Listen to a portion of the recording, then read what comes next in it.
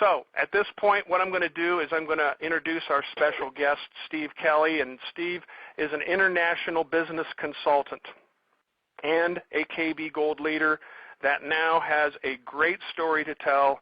Having visited with boots on the ground over in Europe, he visited the corporate offices, the refinery, the mint. And Steve Kelly, are you with us? I'm here. All right. Well, welcome to the call, Steve, and I greatly appreciate you taking time out of your busy schedule to join us.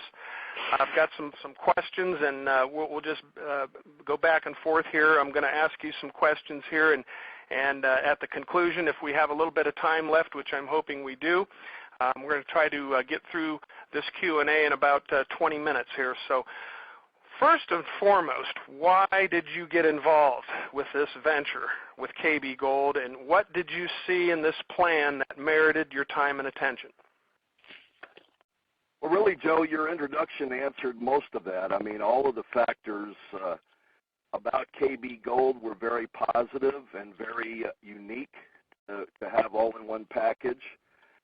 And as you know, and as Cheryl knows, and a few others know, I did some pretty intense digging and challenging and so forth along the way, and as well as research that I normally do for my consulting and through contacts and other things. I couldn't find anything viable, anything credible that was negative about the program. I mean, they've paid every paycheck, they've delivered every bit of gold, you know, but it was sounding a little too good to be true, so I just kept on digging. And again, everything out there was nothing more than opinions and, you know, improper research or that type of thing where there was any negatives at all, and none of them were credible. So, I mean, that was a big part of it, as well as, of course, as everybody knows, if it hadn't been for this global, you know, economic collapse that we're still in the midst of, there's no way that we would have anywhere near as much of attention and potential as we have now. Right.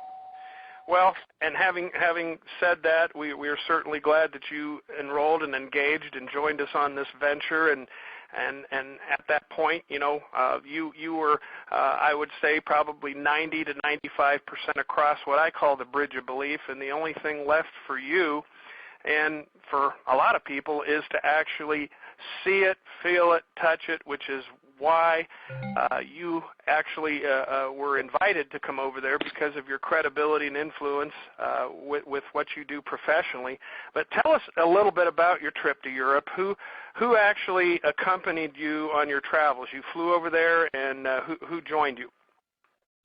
Well, let me say, first of all, this whole trip was not about me, okay? This was about, I have a lot of different divergent experiences in my background that give me a certain affinity to all the aspects of this opportunity here. But there's a lot of very credible, very capable people in our opportunity here. And, you know, I came up with some certain strategic solutions for the company, which they're weighing right now, and they found very interesting. And, you know, that's what I do. I find solutions for companies. So what they're doing right now is weighing that, and that's a big part of why I was invited over there. But, you know, here's the key. We're all important to this opportunity. So it's not about me, it's about KB, it's about the opportunity for everybody out there. And when I went over to Europe, you know, we had already been planning a due diligence trip to check a lot of different things out. And yes, I was the first one to get invited over there. But Jimmy was right there to accompany me on the travels and do the translations and everything else. And everybody else was with me in spirit. So that was all very important.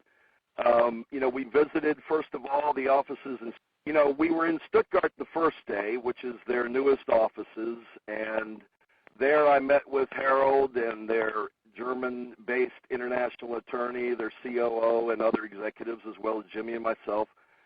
And, you know, we went through 3 or 4 hours of, you know, presentations and questioning and translations and so forth.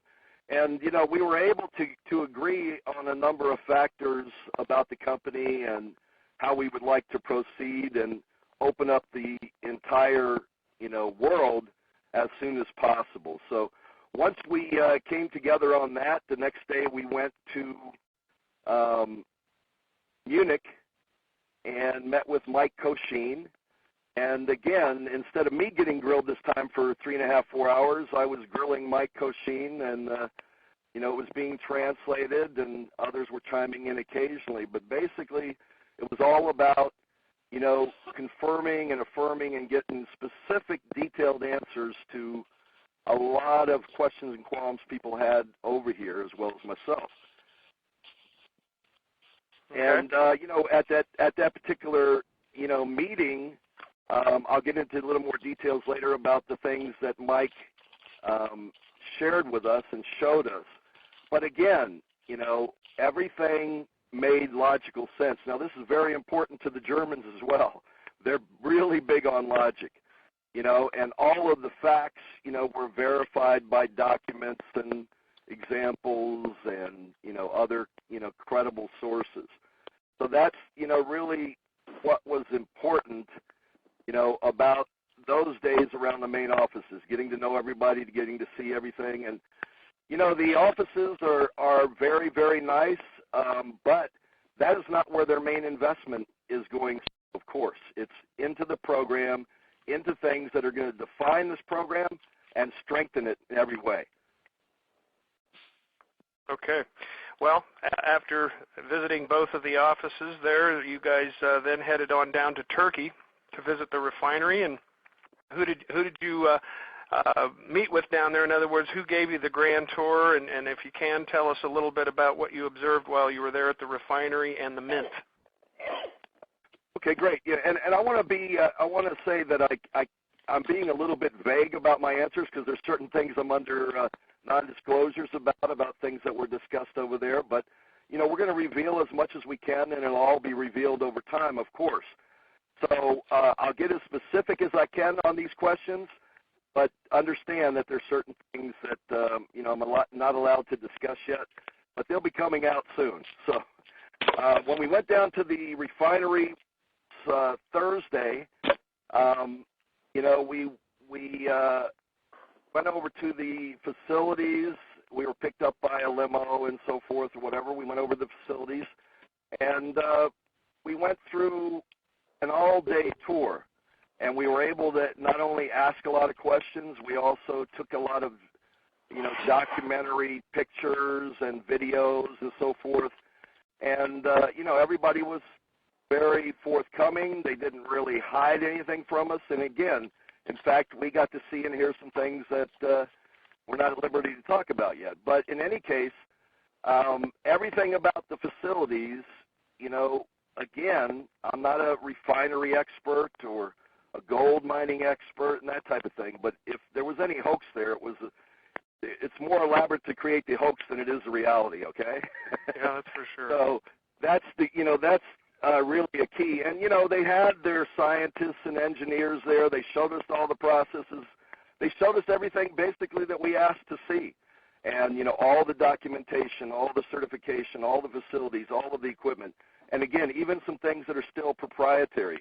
So, I was very, very impressed with their honesty and their transparency and, all of the things they've done to show credibility. Because, there were some TV stations that went over there and did some so-called exposés. But, they went to the wrong addresses, and they did a lot of very inferior things. So it looks like they were just, again, trying to get some sensationalism going. But everything about it is extremely impressive, and they've got some new media groups coming in soon to do some other documenting and TV programs and so forth. And when those come out, it's going to be nothing but excited explosion for us, because there's nothing that they're going to find there that's not impressive about what we've got to offer. Well, Steve, one of the things that I know a lot of people are concerned about, I mean, they're going to go from, being in business in several European countries to launching the world over the next year. And how in the world can KB meet the demand that is coming when they launch all these new countries? What is their production capacity now and in the future? Well, first of all, they showed us not only equipment that they've been using for a while, but new equipment they had just had shipped in, and they were gearing up to make everything a lot more automated. I mean, there's a lot of labor-intensive aspects of this production, but they're making everything a lot more automated. They're adding equipment all the time. They're buying equipment before that, they used to outsource things to get done on the cards and various aspects. They're bringing it all in-house. They're expanding their facilities, and they've got plenty of more room to expand to, too, if it's needed. But, again, they are bringing everything in, paying cash for it. They're getting everything that they need with no hesitation. And they will just keep on expanding the facilities, and they'll create refineries in other parts of the world as well. What's their production capacity right now? Well, it's 48,000 units a day right now, and 800,000 units a month is what they can gear up to when they go 3 shifts. So that for sure they've got already. And, they can expand beyond that in the facilities that they have as well as other nearby facilities. And, that is a key factor. But also, you got to understand, again, I can't go into great detail, but they have some proprietary methods of extracting gold from ore, and even ore that's been processed for other purposes. And I'll give you an example, again, without getting into detail, is they've got some ore there that they can get in unlimited quantities that is sold to various refineries on the basis of it having only 3 grams of gold per ton. They're extracting 45 grams, 15 times what others are supposed to be getting from it or what it's being sold as. So they can get unlimited, amounts of that. There's many other examples of that. You'll see on the photos and the videos. There was probably 200 different types of ore samples there.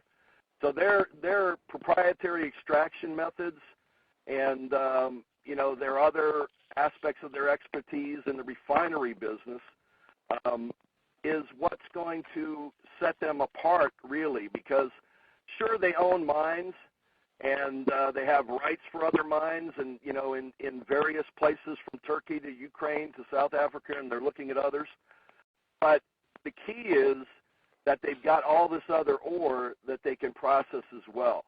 And, as well as being able to being a refinery and a mint, being able to buy junk, or scrap metal and refine that and so forth, they're not going to run out of gold. In fact, if they run out of gold, I think most of us are going to be very happy because that means it's going to probably be like 50,000 a gram by then, okay? Yeah. Well, I know another, and I know you obviously know, and those of us that have been involved for a while know why and how they can do this. But for new people, how can KB afford to pay the large commissions? I mean, you can get paid up to $900 for referring someone that opens a gold-backed savings plan, and then they're going to pay residual on deposits up to 5.5% each deposit. How in the world? But that's the tactical advantage that we spoke about when we were discussing the features and the history, growth, and development. They have a true tactical advantage on all their competitors out there. So that is very comforting to know. Is there anything? I spent a lot of time. I spent a lot of time, questioning Mike Cochin on this. And, of course, Harold was there and others were there as well that are already receiving, large paychecks. And I said that, it sounded almost too good to believe. I said, I understand to a certain extent how you're able to get those margins. And I just want to know that that you have planned for being able to pay all of the different types of pools and everything that you have allotted here, that you've run the dummy commission runs, that you've done the payouts, for the last, 18 months or so.